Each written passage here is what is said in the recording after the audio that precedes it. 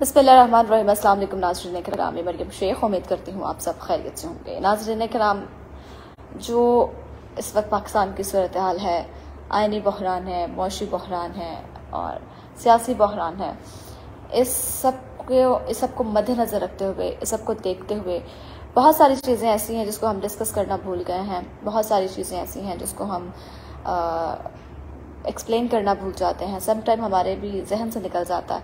कुछ चीज़ें ऐसी होती हैं जिनको हम जो है वो प्रॉपर तरीके से उस तरह से डिस्कस नहीं कर सकते। आम शहरियों का सिविलियन कोर्ट में केस जो है हमारी वफाकी हुकूमत की तरफ से कहा गया कि जो आम शहरी हैं 9 मई के वाक़यात के बाद उनका जो केस है वो सिविलियन कोर्ट्स में लगेगा, जिस पर एतजाज़ अहसन साहब और लतीफ़ खोसा साहब ने ऑब्जेक्शन लगाया और उन्होंने उसके ख़िलाफ़ दरख्वास्त दायर की और उस पर पहली समाअत हुई। 9 रुकनी लार्जर बेंच था, जिसमें से 2 जस्टिस जो हैं वो उस बेंच से अलहदगी अख्तियार कर गए, जिसमें जस्टिस काजी फाइज ईसा और जस्टिस तारिक मसूद शामिल हैं, जिन्होंने बेंच से अलहदगी अख्तियार की। जनाब एतजाज़ अहसन लतीफ़ खोसा जो हैं वो इस टाइम पीपल्स पार्टी के निशाने पर हैं। उनकी सज़ा क्या है कि उन्होंने कप्तान का साथ दिया है। पीपल्स पार्टी ने जो है वो बड़ा फैसला कर लिया है और बिलावल भुट्टो जरदारी जो हैं वो हर हद पार करने की सोच रहे हैं। पीपल्स पार्टी और नून लीग की बात की जाए तो उनमें भी इख्तलाफात दिन ब दिन बढ़ते हुए दिखाई दे रहे हैं। जैसे ही जनरल इलेक्शन करीब आ रहे हैं, कहा जा रहा है कि अक्टूबर में जनरल इलेक्शन करवा दिए जाएंगे। जैसे ही जनरल इलेक्शन करीब आ रहे हैं, इनमें इख्तलाफात जो है वो बढ़ते दिखाई दे रहे हैं। जब इसी तरह से जब समाअत का आगाज़ हुआ तो जस्टिस एतजाज़ अहसन और लतीफ़ खोसा साहब रोस्टरम पर आए और उन्होंने जो है चीफ जस्टिस से मुकालमा किया। उन्होंने अपने तहफ़्फ़ुज़ात का इजहार किया। उन्होंने कहा कि ये जो है सिविलियन कोर्ट में आम शहरियों का कोर्ट मार्शल जो है वो नहीं होना चाहिए, कोर्ट मार्शल, जिस पर जनाब देखें एतजाज़ अहसन और लतीफ़ खोसा पीपल्स पार्टी के एक बहुत ही अहम रुकन थे, एक बहुत अहम रुकन रहे हुए हैं। इन्होंने जरदारी साहब का बहुत साथ दिया हुआ है। इतने करीबी रहे, जब पीटीएम की हुकूमत बनी तो किसी पर एतराज़ात थे, किसी चीज़ों पर एतजाज़ अहसन को एतराज़ात थे तो किसी चीज़ों पर लतीफ़ खोसा साहब को एतराज़ात थे। लतीफ़ खोसा को तो उन्होंने कहा है कि इनको तो बल्कि शर्मिंदगी से इन्होंने तो पार्टी की बेइज्जती करवा दी है। लतीफ़ खोसा की जानिब से पीपल्स पार्टी का ये मौक़िफ़ सामने आया है कि लतीफ़ खोसा ने जो है वो पाकिस्तान पीपल्स पार्टी को कहीं मुंह दिखाने के लायक नहीं छोड़ा। इन्होंने कोई कसर नहीं छोड़ी जिसमें जो है जनाब पार्टी की बेइज्जती ना करवाई हो, पार्टी की इंसल्ट ना करवाई हो, जिसको मद्देनज़र रखते हुए जो है उन्होंने लतीफ़ खोसा को आड़े हाथों लिया और कोई मौका ऐसा नहीं जाने दे रहे जिस पर उनको क्रिटिसाइज़ ना किया जाए। और उनकी सज़ा क्या जनाब? उनकी सज़ा ये कि उन्होंने कप्तान का साथ दिया। कप्तान का साथ भी इस हवाले से दिया कि वो कह गए, वो उनका कहना है, उनका मौक़िफ़ है कि जो हम देख रहे हैं हम उसकी बिना पर बात कर रहे हैं। हम किसी की फेवरेटिज़म में बात नहीं कर रहे, हम किसी के साथ मुनाफिकाना तौर पे बात नहीं कर रहे, या हम कह लें किसी को हमें जो है जो नज़र आ रहा है हम पाकिस्तान के हक़ के लिए बोल रहे हैं। हम ना ही इमरान खान के हक़ में बात कर रहे हैं, ना ही अपनी पार्टी के अगेंस्ट बात कर रहे हैं। हमें जो दिख रहा है उस पॉइंट ऑफ व्यू पर बातचीत कर रहे हैं, जो कि पीपल्स पार्टी को नागवारा गुजर रही है। पीपल्स पार्टी के ये बहुत अहम 2 लोग थे जिन्होंने पीपल्स पार्टी का कट्ठा चक्ता खोल के सामने रख दिया। और जब ये समाअत हुई, जिस तरह से एतजाज़ अहसन साहब ने अपने रिमार्क्स दिए, जिस तरह से लतीफ़ खोसा साहब ने खुद को डिफ़ाइन किया, हर चीज़ को डिफ़ाइन किया ना, तो उसके बाद बिलावल भुट्टो ने कहा है कि जी हमने जो है वो एक बड़ा फैसला किया है कि हम जो है वो इनको पार्टी से तो निकाल ही चुके हैं, लेकिन हम अब इनके साथ उस तरह से अपने तौर पर अपने तरीके से पेश आएंगे। ये फैसला सामने आया पीपल्स पार्टी की जानिब से, बिलावल भुट्टो जरदारी साहब की जानिब से, और क्योंकि उनकी गलती ये है कि उन्होंने हक़ का साथ दिया।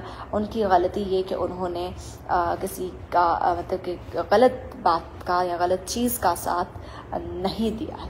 जनाब दूसरी जानिब जिस तरह से पहले इनके इख्तलाफात आए, मुस्लिम लीग नून और पीपल्स पार्टी के इख्तलाफात आए, वो थे चेयरमैन पीसीबी के हवाले से। फ़र्स्ट ऑफ ऑल ये मामला सामने आया बदल दिया। नून लीग ने घुटने टेक दिए। चेयरमैन पीसीबी जो हैं नजम सेठी को हटा के जो है अशरफ ज़का जो हैं उनका नाम सामने लाया गया है। इस पर जो है इन 2 नामों की तजवीज़ जो है वो वज़ीर-ए-आज़म शहबाज शरीफ साहब ने खुद दी है।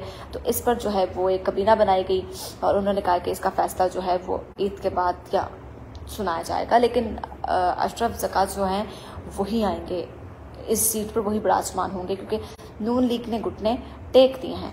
दूसरी जानिब जनाब बजट की बात हुई जिस पर इस्लाम मुतासरीन के हवाले से बातचीत हुई, तो उस पर शहबाज बिलावल भुट्टो ने कहा कि हम जो है इस बजट को नहीं मंजूर करते, हम इस बजट को नहीं मानते क्योंकि शहबाज शरीफ साहब ने जो है सैलाब ज़दगान के लिए, मुतासरीन के लिए कोई खसूसी रायत नहीं रखी है, कोई खसूसी बजट सामने नहीं लेके आए, कोई खसूसी पेशरफ्त का मुजाहरा नहीं किया गया। दूसरी बात ये आ गई सामने जिस पर अपने वज़ीर मनसूबाबंदी एहसन इकबाल साहब जो हैं उन्होंने कहा कि इस तरह से अगर बातें करते रहेंगे तो ये गलत बात है, हमारे दरमियान इख्तिलाफात पैदा होंगे।